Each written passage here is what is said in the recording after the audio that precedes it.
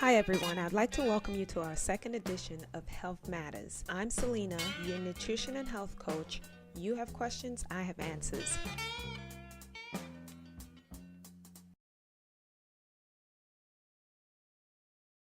When it comes to knowing how to eat, here's a common question that I get.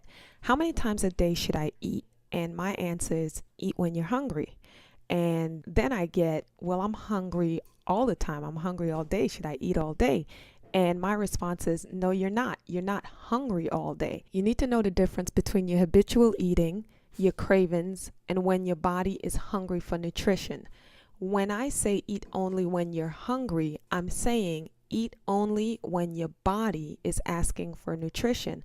Most people eat when they're craving and they eat out of habit. For instance, we wake up in the morning, we have breakfast right around 12 o'clock, or whenever your break is at work, you have lunch, you come home and you have dinner. That's a habit. That's something we were taught to eat breakfast, lunch, and dinner. So these are our habits. Some of our other habits that we need to be aware of is what we eat for breakfast, lunch, and dinner. We tend to fall into a habit of having the same things for breakfast day after day, same things for lunch, same things for dinner, or same kind of things for breakfast, lunch, and dinner. And these are habits.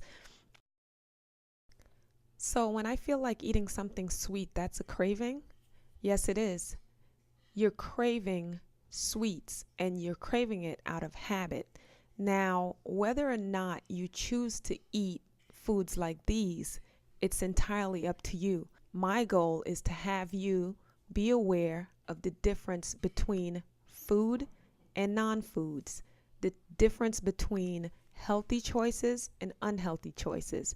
So these pastries and sweets are not considered food. They should be in the category of maybe snack, but definitely not food. And when the body is craving nutrition, this is not what we're supposed to answer the call with. The first thing you want to do is connect with the healthier you. The best way to do this is to form a mental picture of yourself being healthy, being at your healthiest weight. Visualize yourself at your ideal body size, experiencing perfect health and strength. Spend time with this vision so that it becomes your habitual thought of yourself. Stay committed to a positive vision of yourself, no matter what. Think happy thoughts.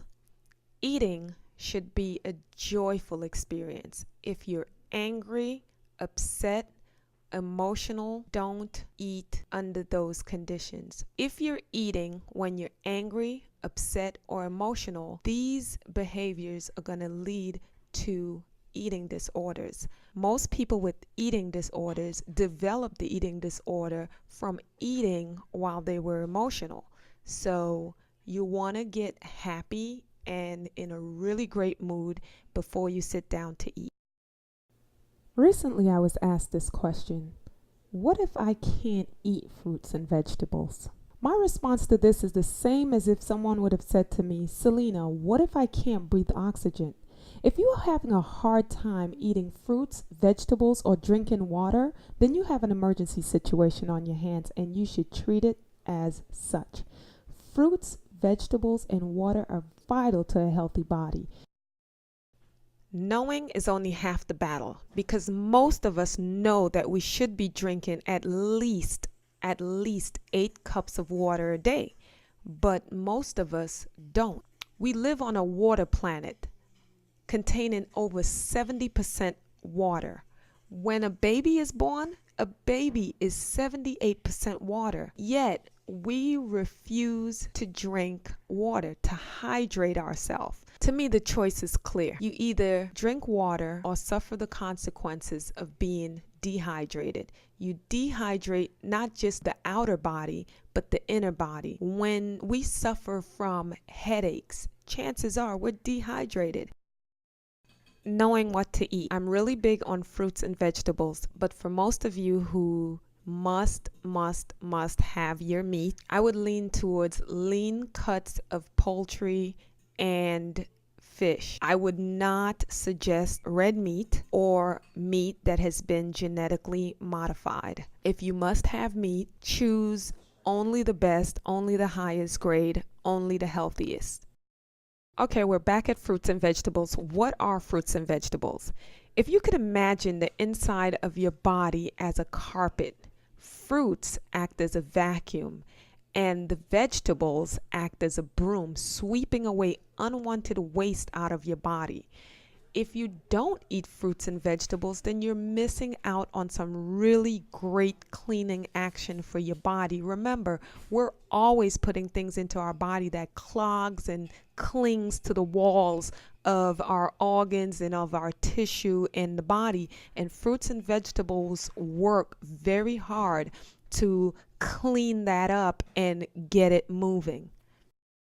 According to my over 20 years of research, I've found that there's only one illness that we all suffer from. Now, it shows up in different ways and at different times in our lives, but I promise you, if you do the research, you will find that the same is true. The illness that I speak of is a clogging and blocking of the body's highways, freeways, tunnels, side streets, back streets, dirt roads, waterways, airways, you name it. We are constantly dumping trash and poison chemicals into our bodies. Whether consciously or unconsciously, let's take a look at one of the major arteries that we are constantly blocking. Your heart is an amazing powerhouse. It pumps and circulates more than 5 gallons of blood through your entire body every minute. But yet, being unaware of this fact, you are clogging and blocking this very important artery. A heart attack occurs when the blood supply to part of the heart muscle is severely reduced or stopped. The reduction or stoppage happens when one or more of the coronary arteries supplying blood to the heart muscle is blocked. This is usually caused by a buildup of plaque, which is deposits of fat-like substances. One of the major problems that you'll find with someone who has suffered a heart attack is that before the heart attack, they felt completely normal. In fact, the symptoms usually don't occur until the blood flow is completely restricted or blocked. So let's look at some risk factors for heart disease. We have heavy alcohol use, high blood pressure, high blood cholesterol levels, high fat diet, a decrease in physical activity, obesity, personal or family history of heart disease, and smoking. In the model, you will see a before picture of a healthy heart and an after photo of an unhealthy heart where there's no blood circulation. You'll also find different levels of blockage to the arteries. Cardiovascular disease is the leading cause of death for both men and women in the U.S. So why is your heart attacking? High cholesterol, smoking, high blood pressure, and obesity, all of which are highly preventable. What if I only smoke 1 pack a day? Well, it's simple. Instead of your lungs looking like this at 30, it will look like this at 40. But the end result is still the same. The poisons that you're putting into your body has a definite result. And it's your choice. Choose carefully. There are 2 pharmacies that I know of. One is outside of the body, and the other one is inside the body. Most people rely on the pharmacy outside of the body.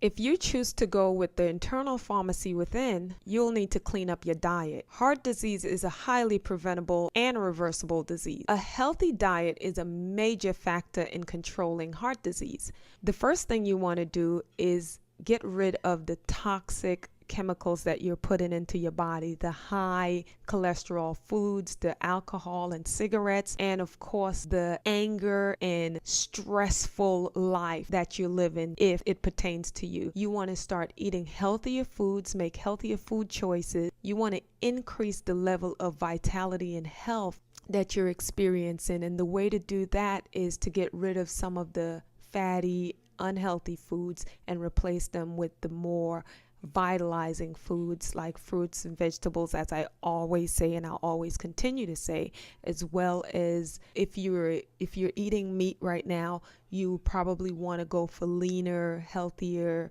meat choices. And I'm always saying there are different ways to experience your fruits and vegetables. You can juice them, you can mix them up, eat them, blend them, however, whatever works for you. The next time we meet, we'll be talking about the digestive system, one of my favorite systems to talk about, because this is where everything that you put into the body makes its way out of the body, if at all possible. So we'll talk again soon. In this edition of Health Matters, we discuss the difference between habitual eating, cravings, and hunger when the body needs nutrition. We discussed body image. How do you see yourself? How are you visualizing yourself? We also discussed the mood that you're in when you're eating. We talked about hydrating the body and the importance of water, drinking lots of water. We talked about what fruits and vegetables are and how they clean the body. We talked about the different blockages and clogging of the body. We talked about heart health and lung health. We talked about the internal pharmacy and the external pharmacy. We also saw how changing some things in your diet and exercise can help prevent and reduce your risk of heart attack. Of course, always we talked about fruits and vegetables, juicing, and adding more vitality to your diet because health matters.